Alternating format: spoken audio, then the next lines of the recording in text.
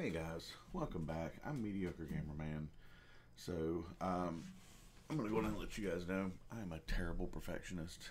One of my issues is I have made 6 or 7 videos, didn't like the look of them, didn't like the sound of them, and so I really wanted to take the chance to do this video right. So, this is just gonna be a quick progression tips video. I'm currently mid game on most of my accounts. I'm not in game like some of the other YouTubers, and I think it's kind of important to take the time to talk to people who are in the same boat that I am. People who are stuck in early game, can't quite progress to mid game, and have an issue of, well, what do I do next? Because you look at a lot of forums, you look at a lot of Discord channels. A lot of people, it's who does 6-star next? What gear sets do we use? Where do I'm farming dragons or dungeons all day long, and I never get the gear that I need. Well, how do we push past that?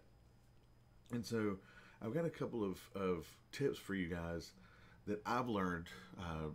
Like I said, by being mediocre, I of course make these mistakes, and these are the things that I have learned to start changing and doing so that I progress further. And these small changes have actually made big changes in my account progression.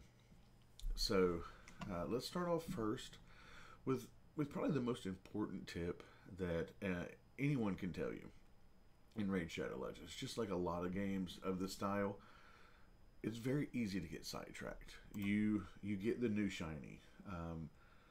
I got Miscreated Monster during this Halloween event. I got Skull Crusher and Steel Skull during this last weekend 10x event. And, I burned through a lot of resources trying to get them up to 5-star. I got Skull Crusher geared. Miscreated Monster, I'm still working on gearing. The first tip is focus. You need to develop focus, and I have a hard time with it myself. I am a non-focusing person. I have ADD. I get sidetracked in the shiny. I'll work on Kale. I needed to build Kale a little bit better, but I got Miscreated Monster, so now I'm working on Miscreated Monster. My Jarek, I left him to the wayside because I got, Miscreated Monster. I got Lich. I got Skull Crusher. And so I lost focus. And now I'm finally getting my focus back. And because I'm actually doing better in clan boss because I'm fixing my clan boss team. Of course, eventually I will put Skull Crusher on my clan boss team, along with, of course, Steel Skull. But I'm focusing on building the team. So I know who's going to stay on my team. My Kale, my Jarek, my War Maiden will probably stay on there for a while. I know who's going to stay for the most part. I gotta find places for these two, but I'm focusing on building what I have and getting it to where I'm, actually doing what I need in clan boss. Hold on, let me show you here. So on hard, I 2-key to get the final chest. And then I can 1-key normal and easy, of course. And I do that for the clan. I usually try to hit, if I can, I usually try to hit normal and easy to try and clear it out. Because, I could probably 4-key brutal, but not all of our clans there yet, so I try to make sure that, the people who are can get double rewards when we have the opportunity. Like I said, this game isn't a speed run, and especially if you're in a clan, working with your clan is really important. But focusing on the task at hand, like I just showed you, I got off task. Focus on that one thing. In this case, I'm focusing on my clan boss team because I want to have this account hitting brutal at least 3-key. I want, with Miscreated Monster and Kale, I've got an Ultimate Gaelic. I'm starting to build a Spiders team. But that's really the farthest out of clan boss I'm going is with Spiders.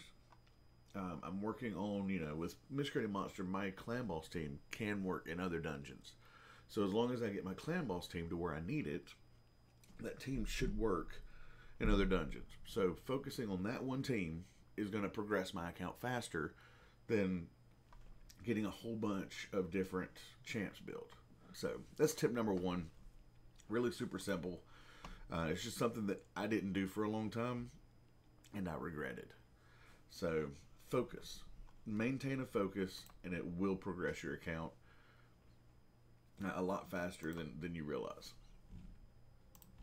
Let's see. The second one, early to early mid game, farming the campaign for gear is going to be so much better for your overall progression than farming dungeons. I don't really have anybody built with that gear. I mean, my apothecary is still running with some speed boots because I have been farming dragons a little bit because of the events that were up. I farmed to get fragments, and then I gave up on that because I was focusing on it, but I had to burn too many resources to make it happen. So anyway, number two is farm the campaign for gear. Okay, when you're in early game and early mid game, before you can farm Dungeons 13, Stage 13, I'll show you why. You see here, I'm just now on Dungeons 13. I'm probably going to be able to progress further once I get my build going because this negative affinity is killing me. But Stage 13 is where you can start getting the 6-star gear. It's a low chance, but there's still a pretty decent chance. But once you get to Stage 13, you have that opportunity for 6-star gear, and that's when you should start moving into farming dungeons as opposed to campaign.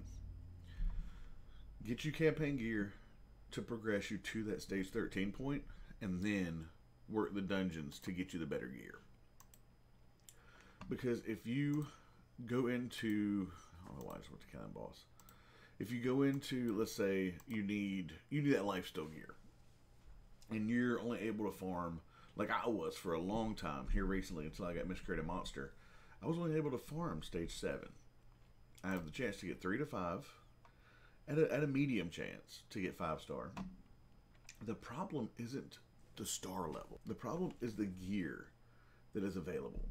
The only gear sets that I would be worried about in Dragons at my stage are these 3 right here. Accuracy, speed, lifesteal. That leaves 6 other sets that I have a likelihood of getting. And I'm going to go ahead and tell you, running Dragons, my luck means that I'm getting Toxic, I'm getting Frost, and I'm getting Daze. I get those 3 sets so often, I almost never even look at what I get in Dragons anymore, because it's almost all I get. So farming the campaign, I can focus on my lifesteal set. I can focus on my speed set. I can focus on accuracy. I can even focus on which gear I get. If I need a chest piece, if I need a helmet, if I need, if I'm looking for speed boots, I can farm Stage 6 for 2 full runs of energy, and I'm going to get several speed boots. They may be white, they may be green, but that is speed boots that you're putting on your champion that you're not getting from Dragons. Especially when you start farming Brutal and you can get the 4 and 5-star pieces with regularity. It definitely helps to progress. I'm not saying farm campaign forever, but it's a viable option anytime you're looking to build a champ. Even when you get later on in the game, and you've got, like my lifesteal sets, I'm still having a hard time when running dungeons of finding the pieces that I need. So occasionally I will go into Brutal and farm until I get a 4 or 5-star piece of gear. It helps flesh out my sets. I can take that champion that I want to build and put him in dungeons. And generally, if it's a champion that makes a difference, if it's a game-changing champion like Mediocre Monster or Skull Crusher, that white or green gear does make that difference in progression. So do not neglect the campaign, guys. Okay, so on to number 3. Number 3 and 4 kind of work together, but we'll start with number 3 because I think these aren't in any particular order, But number three is a difference maker in a way that number four isn't. So number three is save your resources. So, and what I mean by that is things like energy, XP boosts, and food. A lot of people don't think of that, but your food champs are really important to certain progression in certain ways. The events in this game are really, really important for early game. Your tournaments and your events. And what I mean by that is getting just a few notches up in an event. And there was a champion training one when I originally did this video, but the video sound quality was terrible. But champion training events, you get points for leveling and for leveling and ranking up your champions. The problem is a lot of people try to do that when those events come around, and it's just not feasible. But if you go and start putting food champs back, because getting them to 4 stars isn't all that hard. You know, I still get, I'd say even without an XP boost, I usually get 1 or 2 4 stars a day if I'm farming, you know, campaign food. So even if I'm not, I could still usually try to get 1 up a day. But, you know, save your push to like 5 stars and stuff and leveling those 4 stars to 5 stars until you get XP boosts. Until you get those training events. Because then you're going to get all of those points. 4 star and 5 star, and of course by default 6 star, is where you get the points for those events. Not anywhere else. I mean, you can get small amounts by pushing 2 stars and 3 stars. But if you really want to progress through, saving your resources makes it so much easier and less of a grind. So, and you don't have to burn as many gems because you're already prepared. So, and another thing, like, see here, I've got this XP. Well, is during the week, I've got to work. I'm not going to be able to use this effectively. So I'm going to save it until this weekend, when I'm going to have, you know, ample time to level up more food, get all of them up, and possibly push up to 5 stars with some of them, to go in and have that done, to save space in my, you know, my vault as well. But, you know, I'll use that XP boost on the weekend when I have more time to really work on it. And that's what I mean by saving your resources. Being smart with your resources. You know, these right here, these last for 98 days when you purchase them from the shop. And this is from those free goodies they've been giving us. Keep those. Use them for events. Use them when you really need them. You've got 100 days, or well, 99 days to use them. These, you know, I'm going to save this probably until I decide to use that XP. If I can get to the weekend with it. I don't think I can. No, I won't be able to. Today's only Tuesday. My days are... No, today's Wednesday. I can get till Friday. I can probably push it till Friday. Pop the XP on Friday morning.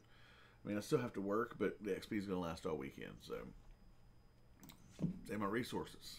Once again. You know, these, you can't really save these, but I try to save them until, you know, I'm completely out of any type of resource or any type of energy. And then I'll use them. And like you see, I've got more energy than I need right now. So I was just looking at the time. I didn't realize how early it was. So, number 3. Save your resources, save your XP boost, save your energy, save your food champs. Use them when those events come around, when it's time to really start pushing. And you'll find that you progress quicker. Number 4 goes along with that is don't waste your gems. This account builds gems real quick because I've got my gem mine all the way, you know, leveled up. And it is, of course, my low spender account. So I get... from the shop, I do the... If you're going to do low spender, I'm going to go ahead and tell you this right here is the best bang for your buck in the entire game. I just got done getting through with mine yesterday, so I need to purchase it again. I don't usually spend over $20 or $30 on this account a month. I mean, I don't do anything crazy. I usually do that, and I may get like the raid pass or something like that. But your gems are a vital resource, and the let's see, hold on here. Where is it? Buying XP boosts can be useful for events. It can be useful for quick progression. But the best thing to buy is your energy and then XP boost. If you're going to buy an XP boost, get the 3-day. Don't waste it on the 1 day unless you need just a few more points to finish up an event. And the XP boost is the only way you're going to get it. Depending on what you're getting, like if it's an epic book or a legendary book, or something of that nature, sure, it may be in your best interest to go ahead and get that if it helps progress your account. But the energy is always useful. There's nothing wrong with burning your gems for energy. I would be very careful about the shard pack. I buy them, and more often than not, I regret them. I buy them during the 2x events. I had like 2,000 gems during the Halloween event, and I really wanted to get one of the new Halloween champs, so I did buy a couple of these. The only thing I got was Miscreated Monster out of all of them. I didn't get any good rares. I didn't get any good epics. I got no legendaries. I don't think this account doesn't even have a legendary. Yeah, it's all epics. So you'll buy them sometimes, and you know what? I've had people in my clan buy them and get, somebody just pulled Septimus. It's an amazing, amazing pull. I don't know if he used a shard pack, but I've seen people that pull from shard packs, or just pull one shard sometimes. They'll get the 3, and they'll get, an amazing pull. I know somebody who actually pulled and got Masha Lead from it. Bought 3, pulled a Masha Lead, and then 2 rares. So sure, there's those super lucky times where that's going to do something amazing. But if you're like me, you're going to pull those and you're going to instantly regret burning 900 gems when it could have done more for the progression of your account. And that's what I'm talking about, is being smart with what you do with your resources. But that's number 4. Number 5. Number 5 is kind of on the same vein. We talked about it a little bit with number 1 with the focusing. Build teams, not champs. When I go to build, do your research, guys. There are a lot of places out there, a lot of websites, a lot of YouTubers who are going to show you how to build these champions. Some of them will actually say, build them into a team. Don't just pick their masteries based on something you see. Like I went off of what a website called Yumi Love does. They're a great website. They really have some really good starter guides for champions. They have a lot of information. I would definitely suggest checking them out. But at the same time, if you have a team and their build doesn't quite work for your team, sometimes you can change some of that and it makes your team better, because this game has so many combinations of things, so many different factors involved in a team setup, that just straight running what everybody else does doesn't always work for you. You may find a setup that works better and is more effective because you changed a mastery or you put in a different artifact set. And it completely changes the game because it synergizes with the rest of your team just a little bit better. And that's the big thing, is team synergy. So when you're building out your champions, or you're building out your teams, don't just throw in all the best champions. Like, Miscreated Monster is an amazing champion because he's a shield support champion. Well, let's just say I had him, and then I had, I'm trying to think of some other great shield champs, but let's just say I got all these really great champions, all these legendaries, all these epics, but they all do the same kind of thing. They're all healers. They're all shield champs. They're all defense up champs. Sure, I'm probably going to survive forever in some of these dungeons and never go down. But my team's not going to be the best team for that dungeon because I didn't build synergy. I didn't build damage dealers, debuffers with healers, support champs. I didn't build out that team. I didn't have a speed lead. I just took the best champs and threw them all together. And that's never going to work. You can't build a team that way. You have to build a team with certain factors and then take the champions you have that fit those and build an effective team. And that's how you progress. So I think I went a little deeper on that than I intended to, but that's the general idea. Like I said, this video wasn't meant to be anything fancy. It's just a few things that I think are really important for progression, things that I have messed up on over time. I used to put together teams that were all just super power champions. You know, I would watch these videos on the best rare champions, the best epic champions, and just throw them into a team. And I'm like, man, I cannot get my teams to do what I need them to do. And then I started watching and looking up other things. The big thing in this game is research, really. I started looking into champion synergy and watching videos on how to build teams. And it changed my account. It got me to those stage 13s. Pushed me into into mid game. You know, now I'm, in gold arena. And there's progression is happening at a steady pace. So hopefully these 5 tips helped you out. Like, comment, subscribe down below. Let me know what you thought. If you want to see any kind of champion guides on the champions that I have, I'll be more than happy to do that. If you have any other things you want me to do or talk about, definitely throw that in there as well. Follow me on Twitter. I'm going to start posting on Twitter a lot more now that I'm getting videos out again. This video was originally going to post Wednesday morning, but it probably won't post till Wednesday afternoon. So I hope y'all have a good night, those of you who are watching this when it posts. And I'll talk to you soon. Thank you so much. Take care.